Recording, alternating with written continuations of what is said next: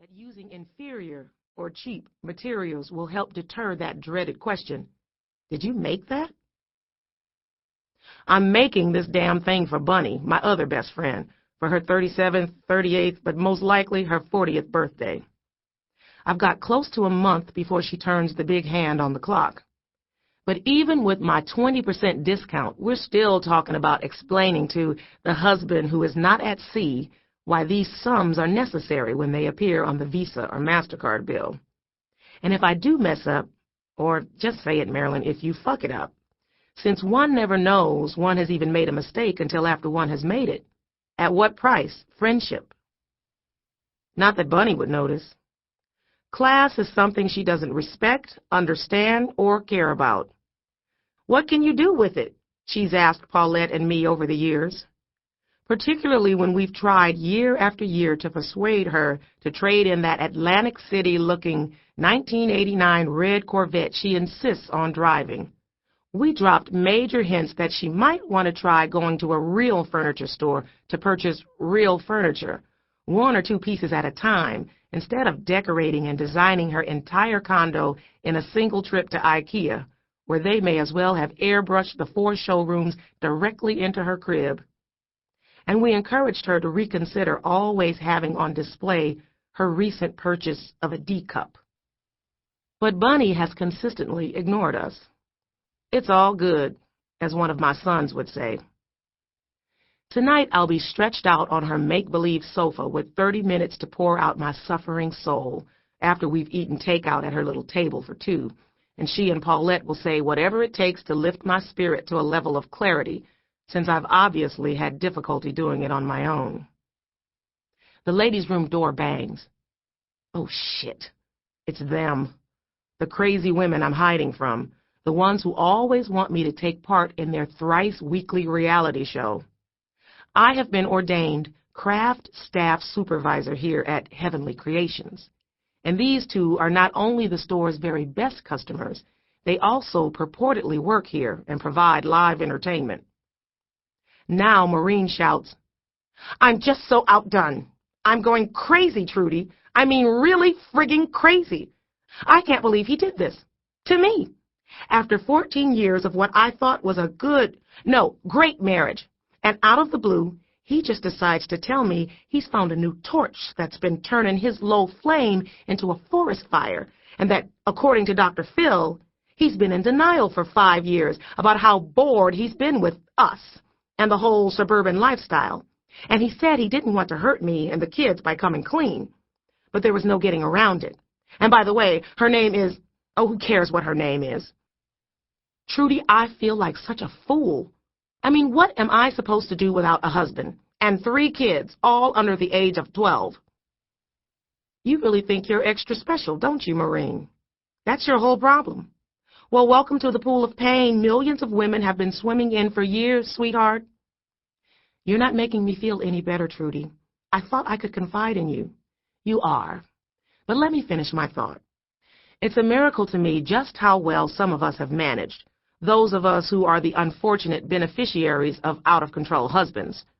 I truly believe that the women who were only given 15 minutes to adjust to their newfound fame as single mothers and only used 6 or 7 of them have been touched by an angel of some kind, because how else could any one human being adjust so quickly and handle so much responsibility without a quick stint in the loony bin? You and the kids are probably going to be better off, if you think of the odds. What odds? Maureen asks.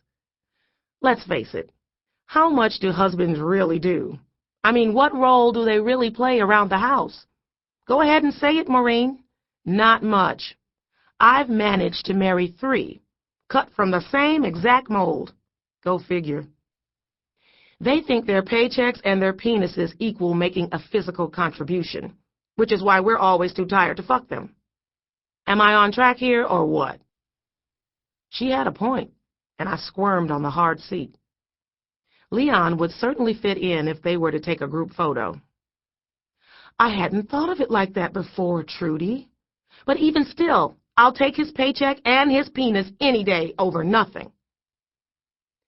Maureen and Trudy are both what I call craft junkies, because in the year and a half I've been working here, they've taken just about every 3-hour and 5-week class offered, as long as it didn't involve fire, food, or fumes. They're also repeaters, because they took my beginning pillow-making class so many times that once I realized theirs were actually better made than mine, I got the owner to hire them to help with the setups. HC, as I call it, is small enough that it feels intimate. Here, nothing is locked behind glass or steel cabinets, except, of course, the spray paint, but that's only because of the teenagers. Other than this, nothing suffocates under plastic that we aren't happy to unwrap. You can touch anything we sell at HC, and we carry the very best high-end arts and crafts supplies available in the United States. And I should know, because I'm a junkie too. Trudy and Maureen often forget to pick up their paychecks, which they seem to think of as weekly gift certificates. I do not have the nerve to ask, but I'd sure like to know where they put all those damn pillows. They think they're hot stuff because they can make up to 20 different kinds of knots that they learned in Stephania's, the spinster from Israel, Beauty of Knots class. Lord knows they've made enough floral arrangements to cover 10 fake funerals, so many gingerbread houses that some of our Olympian aunts stopped trying to penetrate them, and enough of those little house on the prairie year-round wreaths that 10 years ago were like status symbols on front doors across America, but now don't even generate a comment when a stranger rings their bell.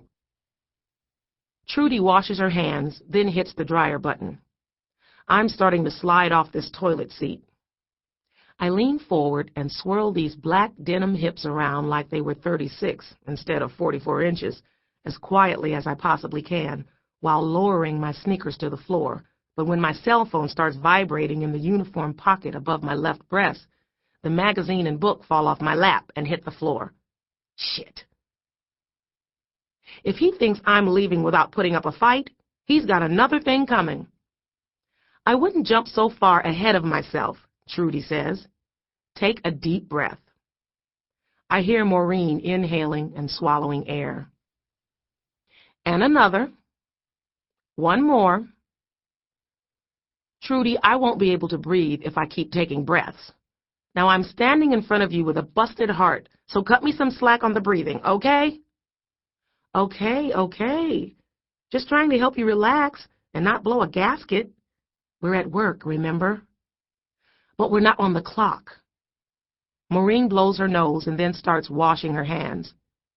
If I was really interested, I would wonder what they're doing here at this hour, but it's anybody's guess. Sometimes they come in here to kill time between drop-offs and pickups at any number of sport venues for adolescents. Trudy and Maureen would be the first to admit that making things that are unnecessary is not only fun, they're happy to have something to do that gets them out of the house.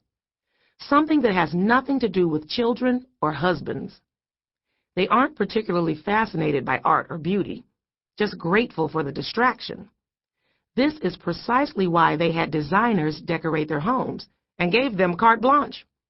They wanted to avoid feeling overwhelmed by having to make too many conflicting decisions at once, from hardware to fabric, carpeting to faux finishes, to where the trampoline would be safest.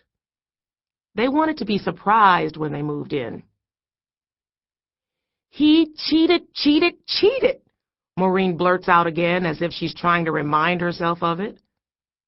But don't you worry one bit, because he'll pay for it. Big time, Trudy says a little louder. I'm not sure if she's talking about karma, child support, or alimony. But I don't want a divorce, Maureen slurs, which just means the Xanax she's required to take must have kicked in. Now she's crying. I just want things to be back the way they used to be. Exactly. Precisely like they were. Normal. I press the magazine against my chest like it has some kind of healing properties. 20-some-odd years ago, I was drunken in love with Leon and life, and with all the possibilities my future held. I can't remember when the dreams stopped being real, and reality wiped out the dreams. When everything that took up my time was always something tangible. How do you